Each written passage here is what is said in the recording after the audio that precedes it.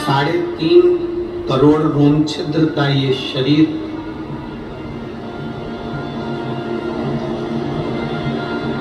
हमने कितने रोम के बराबर भगवान का नाम लिया है, हमने कितने रोम के बराबर शिव नाम लिया है, ये हमारे ऊपर निर्भर है।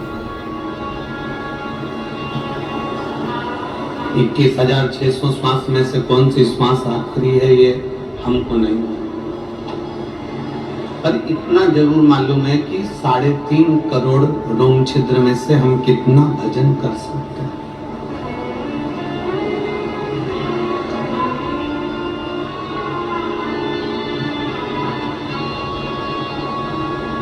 कथा लखनऊ में होने वाली थी सावन की पहली, और मालूम पड़ा कि वो कथा छत्तीसगढ़ की पवित्र धरा पर है।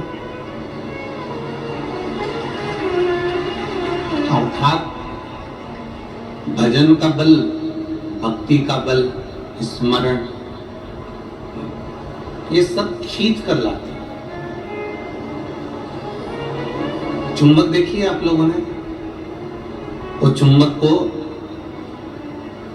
गंगा में रस्सी बांधकर गोताखोर डालते हैं, उसमें चिपकने वाला जो भी सामान होता है वो चिपक जाता है। लकड़ी नहीं चिपकती, कपड़ा नहीं चिपकता, प्लास्टिक नहीं चिपकता। वो चुंबक में जो चुंबकीय तत्व होते हैं वही चिपकते हैं।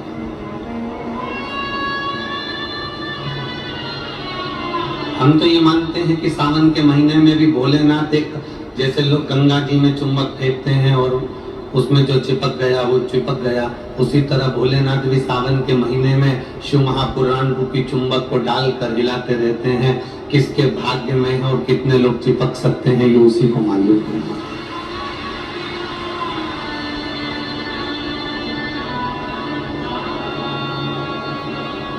72 साल बाद ऐसा सावन आया है, और उस सावन में अगर भगवान की विरल भक्ति हमारे मुख से हो रही है, भजन हमारे मुख से हो रहा है, कीर्तन हमारे मुख से हो रहा है, तो आप हम तो सब शिव के चरणों के दास नहीं।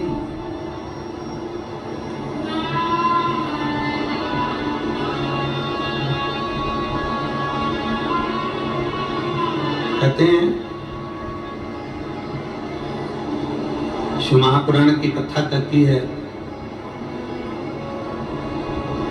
नौकरी ऐसी होना चाहिए, सर्विस ऐसी होना चाहिए जहां जाने का मन करे। ऑफिस में तुम बैठते हो और दिन भर क्लेश मचे, फाइल तुम पढ़ते हो और फाइल उठाते से तुम्हारे को मानसिक टेंशन आ जाए, जरा जरा सी बात में चिंता खड़ी हो जाए, तो वो ऑफिस जाने का मन नहीं करता, नौकरी पर जाने का मन नहीं करता। नौकरी ऐसी हो जहां जाने का मन करे, और घर ऐसा हो जहां वापिस आने का मन करे, तो समझ। घर में अगर क्लेश हो रहा है, बहुत अशांति हो रही है, बहुत लड़ाई हो रही है, बहुत विवाद हो रहा है, कहीं सास का मुंह फूला रहे, कहीं बहू का मुंह फूला रहे, कहीं बेटे का, कहीं बेटी का, कहीं माँ का, कहीं पिता का, कहीं भाई, कहीं बंधु, इनके मुंह फूले रहे, तो घर में आने का मन नहीं करता।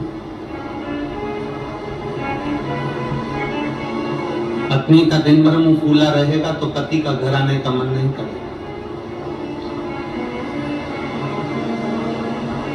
माँ बाप का अगर मुंह फूला रहेगा तो बच्चों का घर आने का मन नहीं करेगा।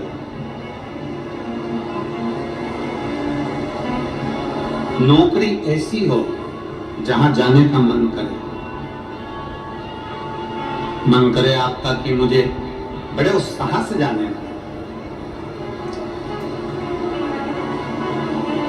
एक प्रश्न आपसे पूछते हैं, उम्मीद है कि आप लोग उत्तर अच्छा देंगे। हमने भी पढ़ाई करी, आपने भी पढ़ाई करी, हमने भी विद्याध्ययन करा, आपने भी विद्याध्ययन करा। जब स्कूल में पढ़ते थे,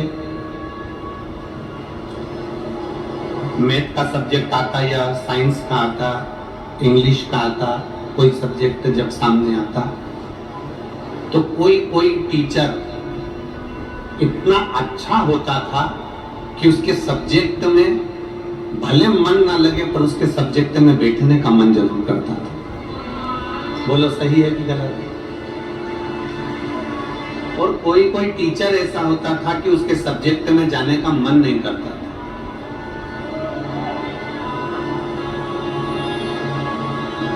उनके सब्जेक्ट में जाने का मन नहीं करता। कोई टीचर इतना अच्छा, बहुत प्रेम से, बहुत स्नेह से, बहुत लाड़ प्यार से पढ़ाता है, बहुत स्नेह से पढ़ाता है, तो उसके यहाँ जाने का मन कर जाता है। और कोई कोई टीचर ऐसा होता है कि वो पढ़ाता है पर उसके अंदर इतना क्रोध, इतना गुस्सा, कहीं मारना, कहीं ठोकना, कहीं अपशब्द कहना, कहीं कुछ कहना, तो मन ही नहीं करता कि उस टीचर के पास में जाकर बैठा। पढ़ना है आपको,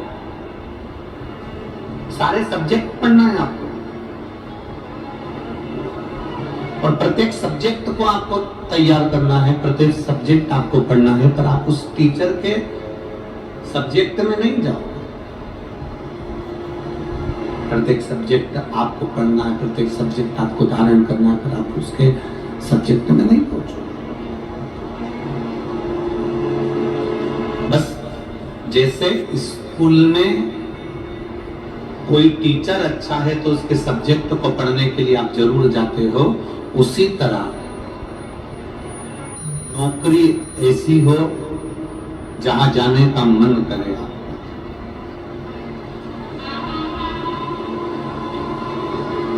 नौकरी ऐसी होना चाहिए जहां तुम्हारा जाने का मन करे, जहां तुम्हारा बार बार मन करे, 5 भी बज जाए ना तो भी मन करे कि थोड़ा आधे घंटे और काम करूं, 1 घंटे और काम करूं, 15-20 मिनट और काम करूं।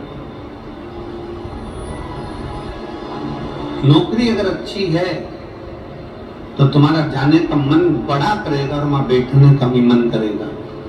तो शास्त्र कहता है कि नौकरी ऐसी हो जहां तुम्हारा जाने का मन करे, और घर ऐसा हो जहां पर सब प्रेम से रहते हो। तो नौकरी से और दुकान से घर आने का मन करे तो समझ लो कि तुम्हारा घर श्रेष्ठ है।